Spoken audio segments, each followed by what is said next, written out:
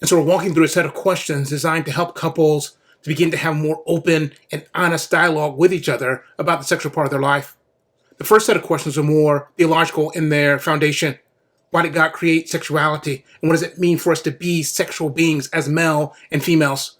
The second set of questions is more practical in its nature. Question 4 begins, how often do you prefer to have sex? And what would it mean to you to have less or more sex than you prefer? Many couples struggle to answer this question because they don't want to put an undue set of demands or expectations onto the marriage or onto their spouse. But the question is about preferences. And if they don't have an open conversation about these things, we often end up in a situation in which one spouse, the high desire spouse, may prefer to have sex a few times a week, or the low desire spouse may prefer to have sex a few times a month. And that discrepancy causes unnecessary frustration.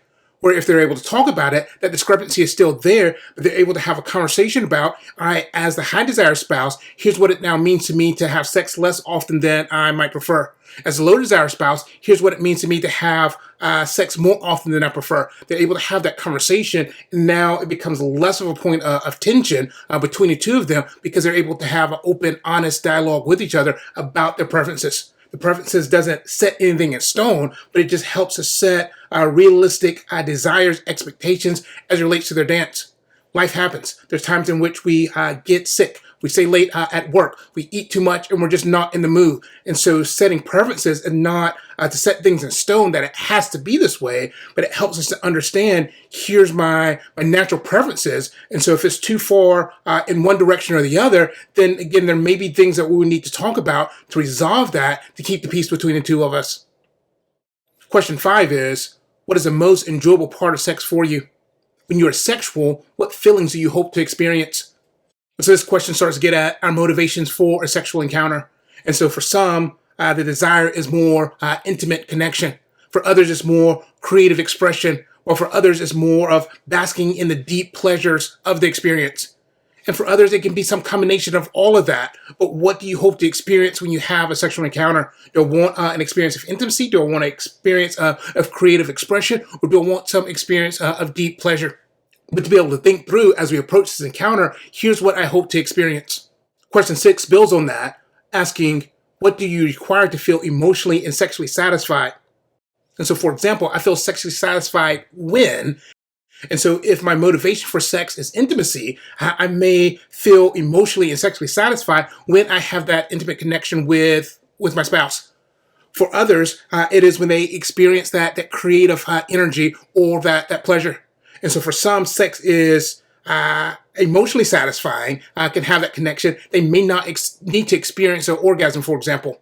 Or for others, yes, I want that emotional connection, but I'm not sexually satisfied if I don't experience climax.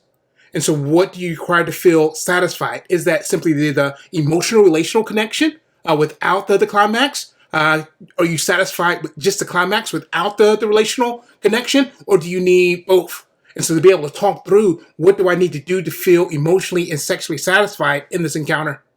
Question 7 asks, do you expect each sexual encounter to be equally satisfying? What percent of the time do you expect sex to be great, satisfactory, good enough, or of poor quality? And how do you want to handle the times when sex goes poorly? Sometimes we have these unrealistic expectations that sex is always going to be fireworks or this movie quality experience where the bell curve plays out in our sexual experiences as well. There's going to be times where, yes, on the upper end of the bell curve, we will have that movie quality firework type sex. And there's going to be times where it's on the lower end where it's like, technically we had sex, but that was about it. We put some body parts together and that was about it. Or more often than not, it's going to be in that bell curve where it's good enough. Maybe on the upper end of good or the lower end of good, but more often than not, it's going to be in the middle of the bell curve. And so to be able to set realistic expectations that when it's really good to enjoy that, but do you expect each encounter to be that way, or will there be some variation in between there?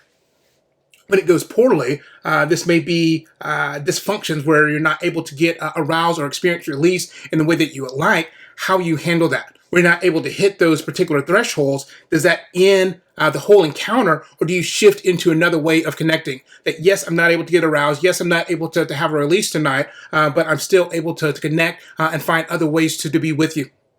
And so to be able to talk through, sex is not always going to go as planned. There's going to be times it's just a normal ebb and flow that you're going to experience arousal, desire, release issues. How do you plan to handle that? And to be able to talk about that ahead of time, where many of my clients, because they've not talked about it ahead of time, when they hit a bump in the road, it ends the entire encounter, when it doesn't have to be that way. You hit a bump, but now you can navigate around that. That bump doesn't have to be a dead end. It can just be a speed bump, all right? It's not going the exact way that we planned, but we can still find a way to connect. Back to the earlier question of what is our ultimate motivation in this encounter?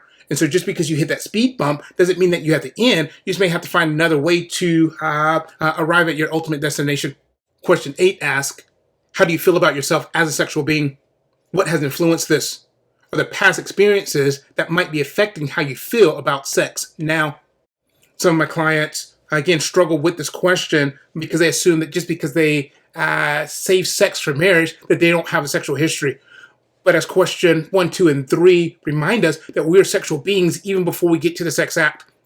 And so even if you save sex for marriage, you still have a sexual history that impacts how you feel about yourself as a sexual being. And so it's helpful for you to think through your sexual history.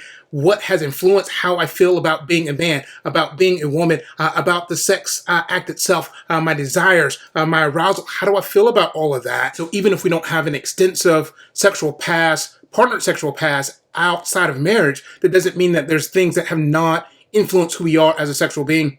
And certainly if there is an extensive partnered sexual past or trauma or abuse, all of those things will affect us as well. And so be able to think through what are the various factors that have influenced, shaped how I understand myself as a sexual being, and how might that be showing up in the sexual dance now? Question 9 asks, what are your preferences for when, where, and how you most like to have sexual experiences and make love? And so some individuals enjoy waking up in the morning and making love, energizing them to start their day, where others enjoy drifting off to sleep in each other's arms at night, while others enjoy the afternoon delights. Be able to talk through when are those optimal times for you as a couple to make love and enjoy your sexual experiences. Where would you like to experience this? Is that limited to the bedroom or in other places around the house or outside? Where do you want to experience your sexual encounters? How would you like to experience your sexual encounters? Again, this goes back to some of the earlier questions as far as motivations and tone. Do we want more of a romantic encounter, a playful encounter, a passionate encounter? How do we want to experience that? It can get into some of the positionings as well and different activities and behaviors that we want to experience in the sexual encounter. But again, to have that question of when, where, how do we want to experience these sexual encounters with each other? Question 10 asks, what are some of your sexual accelerators and brakes? The accelerators are those things that get you in the mood sexually, where your sexual brakes are those things that take you out of the mood. And so it may be that when you have this certain cologne or perfume or playing this music or this lingerie, that's an accelerator that helps get me in the mood. Or, all right, when you touch me that way or you play this song, that is a sexual break that takes me out of the mood. To be able to have that conversation of here's what helps to set the atmosphere and here's what takes me out of the mood as it relates to the sexual atmosphere.